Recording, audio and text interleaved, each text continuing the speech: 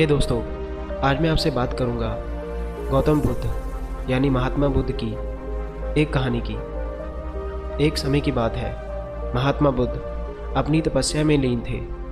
उन्हें तपस्या में बैठे हुए कई दिन बीत चुके थे। तभी एक शिकारी उस रास्ते में जा रहा था।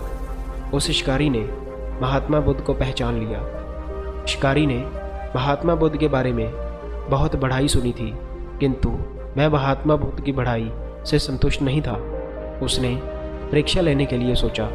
शिकारी पहले तो महात्मा बुद्ध को एक छोटा सा पत्थर फेंक कर मारता है, किंतु महात्मा बुद्ध कोई प्रतिक्रिया नहीं देते हैं, क्योंकि उनका मानना था शरीर को तकलीफ होती है मगर आत्मा को नहीं। अंत शिकारी द्वारा फेंके गए पत्थर के कारण शरीर को कष्ट हुआ, किंतु आत्मा को नहीं। शिकारी कुछ समय सोचता रहा, महात्मा बुद्ध कुछ प्रतिक्रिया करेंगे, किंतु महात्मा बुद्ध अपनी तपस्या में लीन थे। उन्होंने कोई प्रतिक्रिया नहीं की। पुनः शिकारी ने पत्थर फेंका।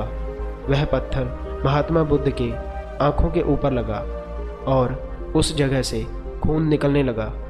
महात्मा बुद्ध को आभास हुआ उनके शरीर से रक्त बह रहा है, किंतु वह फिर भी अपनी तपस्या से उठे नहीं।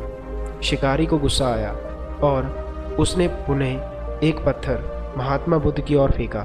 महात्मा बुद्ध के शरीर से अब खून अधिक बहने लगा। इतनी पीड़ा महसूस कर महात्मा बुद्ध के आंखों से आंसू निकलने लगा। शिकारी ने महात्मा बुद्ध के पास जाकर पूछा, आपको जब मैंने पत्थर मारा तो आपने कोई प्रतिक्रिया नहीं दी। महात्मा बुद्ध ने बड़ी ही सरलता के साथ कहा, क्योंकि इससे मेरे शरीर को कष्ट हुआ, मेरे मस्तिष्क को कष्ट नहीं हुआ। शिकारी अचंभित रह गया। उसने पूछा, फिर आपके आंखों से आंसू क्यों बह रहे थे? इस पर महात्मा बुद्ध ने उन्हें कहा, तुम्हारे द्वारा किए गए अनुचित कार्यों के परिणाम के बारे में मेरा मस्तिष्क, मेरी आत्मा विचार कर रो रही है।